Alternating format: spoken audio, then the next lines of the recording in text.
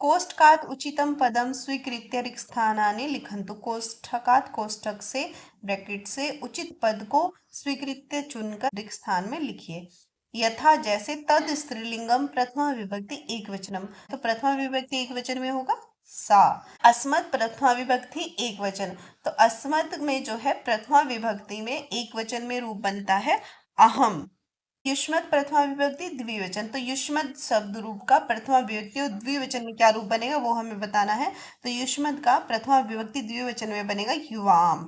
तद पुल्लिंगम प्रथमा विभक्ति बहुवचन, तद शब्द रूप का पुल्लिंग में प्रथमा विभक्ति में और बहुवचन में बताना है। तो ते जो है तद पुल्लिंगम प्रथमा विभक्ति बहुवचन का रूप होगा। एतद नपुंसकलिंगम प्रथमा विभक्ति बहुवचनम, तो एतद का नपुंसकलिंग में प्रथमा विभक्ति और बहुवचन में बताना है, तो उसका होगा एतानी।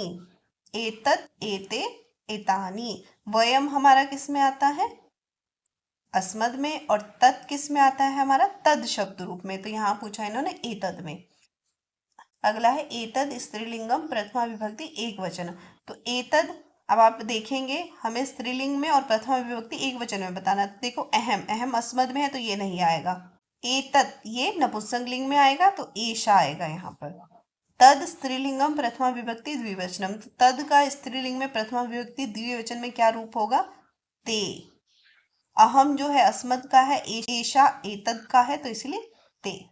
उदाहरणम अनुसृत्य उचितेन पदेन रिक्त स्थानम पूरयन्तु, तो उदाहरण के अनुसार उचित पद से रिक्त स्थान को भरे। नायिका नृत्यति, नायिका नृत्य करती है और ये नृत्य धातु से नृत्यति शब्द बना है हमारा, तो इसीलिए हम लिखेंगे बालकः, कोष्ठक में दिया है लिख, तो बालकः एक वचन का रूप है, इसके लिए हमें क्रिया शब्द को पढ़ना पड़ेगा। बालकः एक वचन है और प्रथम पुरुष में एक वचन में लिख का जो शब्द होगा बनेगा लिखती, तो बालकः लिखती। इसी तरह छात्रौ, तो छात्रौ जो है वो हमारा द्विवचन में है, तो क्रीड का द्विवचन क्या होगा? क्रीड अर्थात खेलना, तो क्रीड का द्विवचन क्या होगा? प्रथम पुरुष में द्विवचन होगा क्रीडतः। अहम और गच्छ धातु, तो अहम जो है हमारा उत्तम पुरुष एक वचन में है, तो यहाँ पर गच्छ धातु का भी हमें, गच्छ जो हमारी क्रिया है इसका भी हमें उत्तम पुरुष एक वचन का रूप लगाना पड़ेगा, जो बनता है गच्छामि। अहम गच्छामि, मैं जाता हूँ। कवि पश्यति, पश्य धातु, पश्य अर्थात देखना, तो कवि एक वचन का रूप है, प्रथम पुरुष में है, तो उसमें पश्य धातु का बनेगा पश्यति, कवि पश्यति। महिला वद धातु है, वद अर्थात बोलना, महिला शब्द जो है हमारा वह प्रथम पुरुष बहुवचन में है, तो इसी तरह हमें वद धातु का प्रथम पुरुष और बहुवचन में रूप बनता है महिला वदंती। देवः आगच्छ, आगच्छ का अर्थ होता है आना, तो देवः बहुवचन में है और प्रथम पुरुष का है, तो आगच्छ धातु का प्रथम पुरुष बहुवचन में रूप बनेगा आगच्छन्ति, देवः आगच्छन्ति, देवता आते हैं। फलानी बहुवचन में है, प्रथम पुरुष में है, तो पत का अर्थ होता है गिरना, पत धातु का प्रथम पुरुष बहुवचन में क्या रूप बनता है? पतंती, फलानी पतंती, फल गिरते हैं। गृह्ण्य उपविशन्ति, तो इस तरह से हमें ये सभी रिक्त स्थानों को पूरा करना है। योग्यता विस्तरः गीतस्य रचनाकारः, गीत के रचनाकार, तो जो ये गीत हमने पढ़ा था सूरा वयम धीरा वयम, इसके रचनाकार है। अस्य गीतस्य रचनाकारः श्रीधरः भास्करः वर्णेकरः अस्ति, एषः सुप्रसिद्धः आधुनिकः कवि अस्ति, तो अस्य इसके गीतस्य गीत के रचनाकार है, रचना करने वाले श्रीधर, श्रीधर भास्कर वर्णेकर, अस्ति का अर्थ होता है। एषः यह सुप्रसिद्ध आधुनिक कवि है। वर्णेकर महोदयस्य जन्म महाराष्ट्र राज्ये नागपुर नगरे अभवत्, तो वर्णेकर महोदय का जन्म महाराष्ट्र राज्य में नागपुर में हुआ था। एषः अनेकानि काव्यानि नाटकानि गीतानि च रचितवान्, एषः यह अनेकानि अनेकों काव्यानि काव्य, नाटकानि नाटक, गीतानि गीत, इन्होंने अनेकों नाटक और गीत लिखे हैं, रचना करी है। वर्णेकर महोदय राष्ट्रपति पुरस्कारेण अपि सम्मानितः अस्ति, वर्णेकर महोदय राष्ट्रपति पुरस्कार से भी सम्मानित हैं। तो इन्हें राष्ट्रपति पुरस्कार भी मिला है। आगे देखते हैं, अधोलिखितानि शब्द रूपानी पठन्तु अवगच्छन्तु स्मरन्तु च। एक वचन में बनेगा सूर का सूरः, द्विवचन में सूरौ, बहुवचन में सूरः। ये पुल्लिंग शब्द है। तो इसी तरह बाल का बनेगा बालः बालौ बालः। धीर का बनेगा धीरः धीरौ धीरः। जनसेवक का होगा जनसेवकः जनसेवकौ जनसेवकः। शुभचिंतक का शुभचिंतकः शुभचिंतकौ शुभचिंतकः। तो ये प्रथमा विभक्ति में रूप बताए गए हैं। निखिल निखिलः निखिलौ निखिलः। कामना कामना कामने कामनः। वासना वासना वासने वासनः।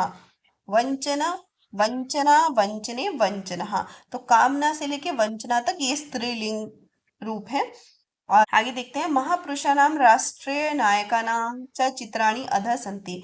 तो महापुरुषों के और राष्ट्रीय नायकों के चित्र अधः नीचे संति हैं। एते शूरः वीरा धीरा च आसन। ये पराक्रमी वीर और धैर्यवान थे। गीते लिखितवान सर्वान भवान इतिशाम महापुरुषाणाम जीवने वयम पश्यामः। तो गीत जो है हम इन सब महापुरुषों के जीवन में देख सकते हैं कि अपने जीवन में धैर्यशाली थे, पराक्रमी थे, वीर थे, निश्चल थे।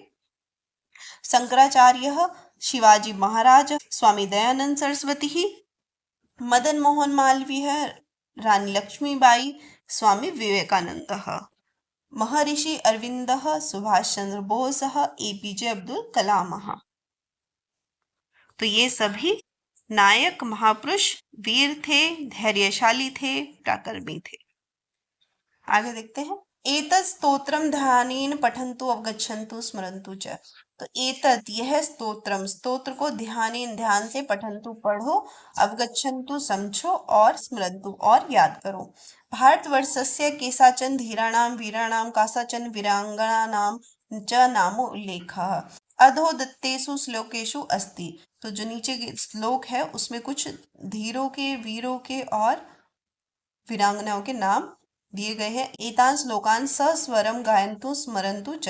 तो इस श्लोक को सस्वर गाइए और याद कीजिए।